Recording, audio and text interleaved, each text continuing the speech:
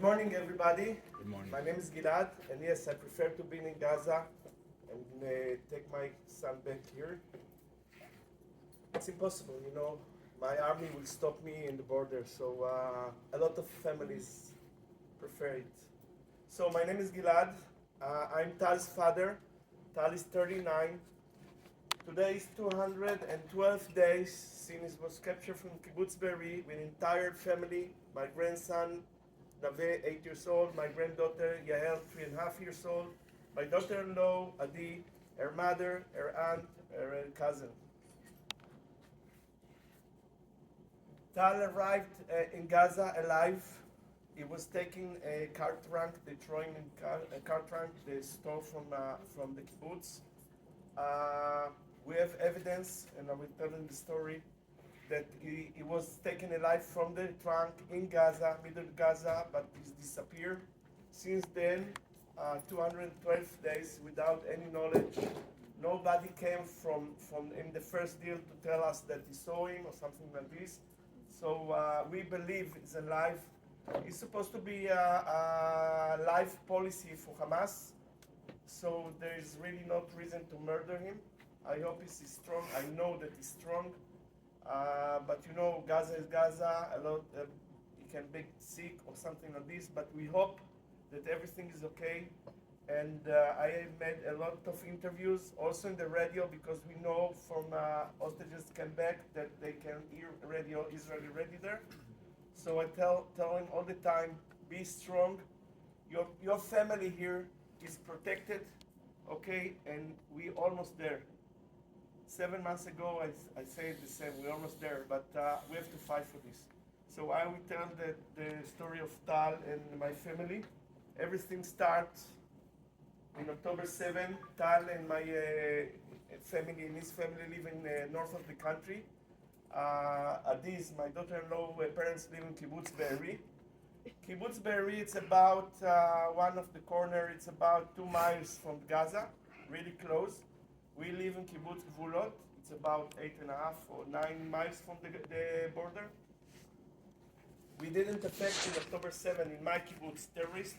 Only 3 weeks after, a few terrorists was hiding and working in our field. It's scary, but they catching the IDF catching. Tal and my family came to Simchat Torah Saturday to Be'eri to visit the family. He's supposed to come next day to my kibbutz. 6:10 in the morning, we start to hear red siren. We in our kibbutz have 15 seconds we don't have even to run, to walk fast to the safe room. Safe room is a safe room, like it's called, is inside the house. There is strong door against bullet, strong windows against bombing, and metal window also. We have internet, we have TV, we have food, we have drink in case of long emergency. But usually what's happened, 10-15 minutes later, we can go outside and wait until next time.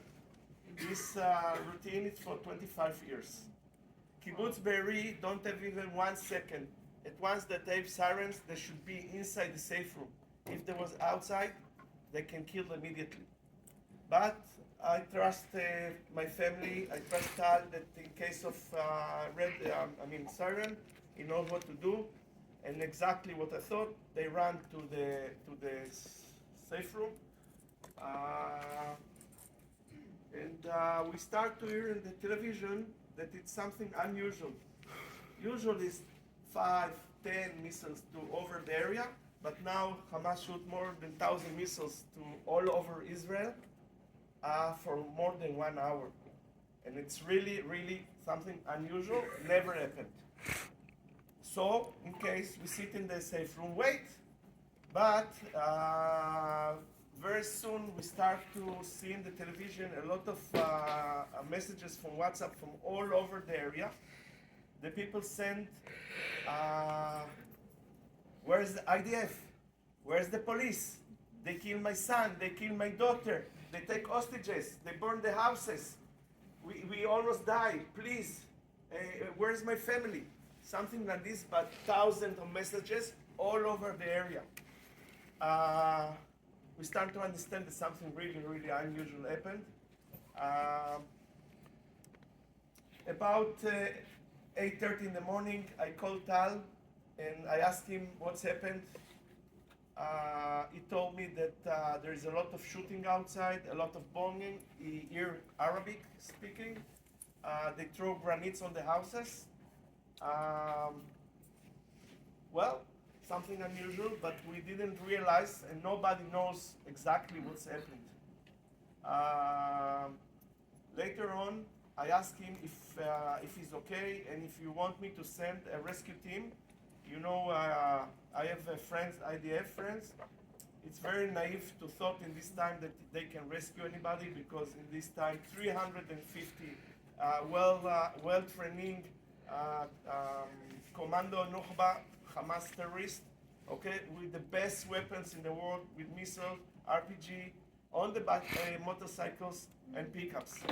They surrendered all the kibbutz. Kibbutz Be'eri is the biggest kibbutz in the area. There was 1,200 people live there. This is the main goal of the terrorists. This kibbutz, it's the symbol for all the area. So we know now that the first wave, 350 terrorists surrounded the kibbutz. It just started, destroyed everything, burned houses, killing people. They put bombing on the safe room door. Okay, make a hole, put the AK-47, and just murder everything inside.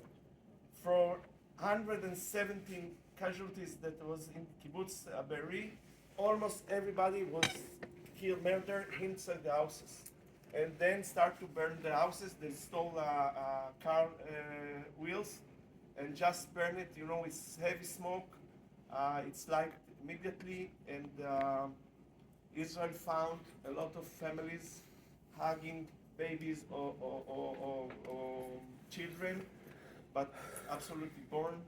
When they take it apart, you see the children inside, something that nobody can see, nobody can understand what's happened, but this what's happened in Be'eri. Tal and his family, my daughter-in-law family, live in the worst place in the kibbutz. There was two neighborhoods, the new neighborhood, that the commanders of Hamas was there. So they take hostages, they select who to take, and in this case, we know that Tal get the lottery, he taken a life from the safe room, and put in a car trunk. At least my daughter-in-law father was taken also outside, but was not available place in the car, so they shoot him, they murder him, because why? You murder in houses, you murder, but you take somebody that you can't take him to Gaza, you murder him, why?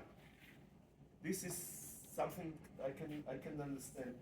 Anyway, 2 days after, somebody tried to use credit card, Tal's credit card to fill gasoline in Gaza. Of course, here in Israel they blocked them. But we start to, in this time we don't have any idea what's happened.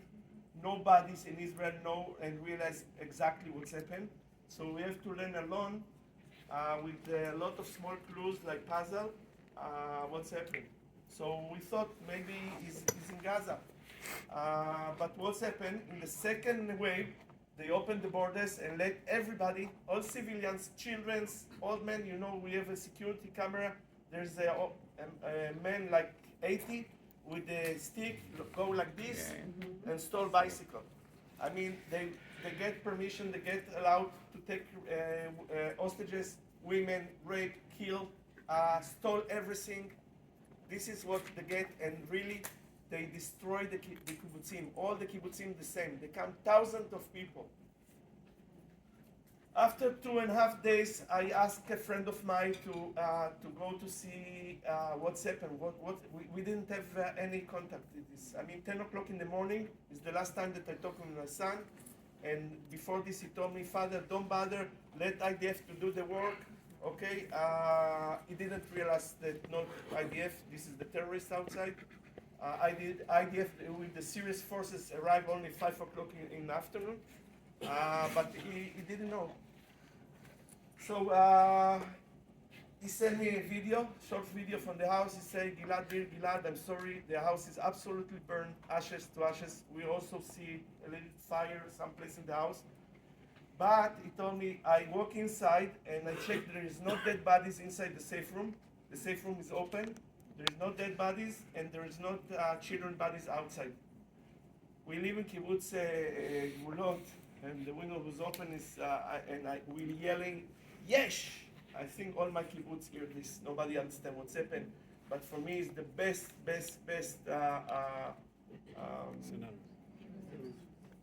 news scenario. Best news. But we understand they start to take hostages. But there is only a possibility that they murdering in the fields. This also happened. But and then 3 days after, a guy came from Kibbutz Be'eri.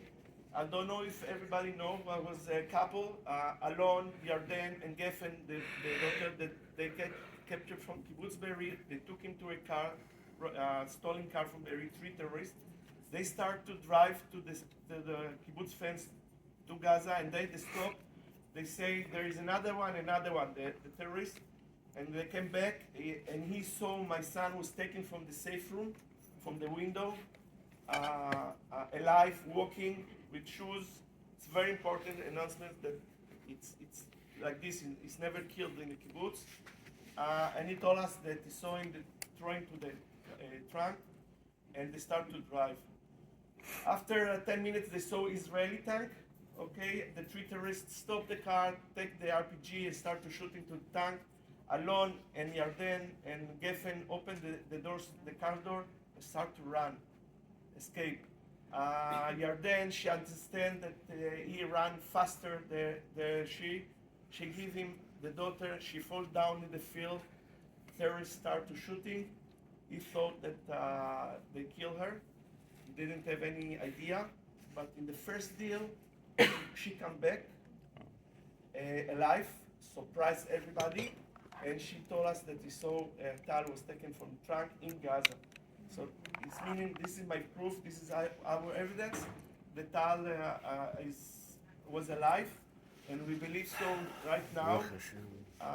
Even we don't have any idea, because Red Cross is, I don't like to use this, but the first time that I used that they hate Jewish. They don't want to do nothing. Red Cross, Nothing. all the authorities, prime ministers, everybody talk to the head of the Red Cross. They don't want to give any information. They say they can because of Hamas. I don't care. You must buy, this is humanitarian, this is against humanitarian international law. You must to bring us. Imagine if I have any notice, any sign from Tal, I will be, my family will be more relaxed. Okay, not happy, but something to know. Nobody since the first deal, because in the first deal there was some people come back and tell about others people, but it's more than 100, almost 200 days. In Gaza, every day it's danger. So even the Red Cross don't want to help us. We know now that my family was taken and stored they came in the first deal. What's happened? Hamas with the tractor, with the shofar, tried to break the window, the metal window, and they announced with the megaphone that they go to bomb the house if they're not surrendered. Tal, in 1 second of thinking, saved the life of the family, say we'll go to surrender, open the windows, and start the negotiation with Hamas. They asked him how many people there is, 3 women, 3 children, and 2 adults, my daughter-in-law father, and Tal. Tal was taken first, their father was murdered, and the children and the women taken separately. They stay in a Gaza apartment for 52 days with open windows, because Israel bombing there, and when you leave the open windows, the glasses probably will not break. But they don't allow them to talk and cry, because they're afraid that the neighbors can hear Hebrew and sell it to the IDF. So under my grandson's bed was a pile of granite. army grenade. There is three Hamas guards there. They have low quality food, a little water. They didn't get shower all the time. In my first interview on Israeli TV, they asked me what will make me fear, what's in my nightmare. And I said that they go to separate my grandsons, get it Islam, and disappear. Until now it's terrifying me. So thanks God, they came back. They didn't touch the women. They didn't touch the kids. It was a terrible time. The first 5 months, they came absolutely cuckoos. My daughter-in-law, she's a doctor. She didn't have in the first time decide what to do to dinner, omelette or something else. We have to help her. We have to go every day to the house, take the children outside, because she needs to rest a little bit. She needs to breathe, she needs to understand, she wants to fight also for Tal.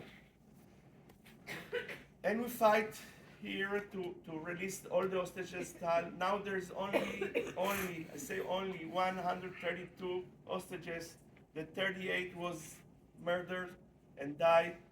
A part of them will never come back to Israel to bury because Israel don't know where are they. Okay, they disappear in Gaza. It's terrible news for families. They're waiting, and nobody knows exactly who is. Israel don't say it.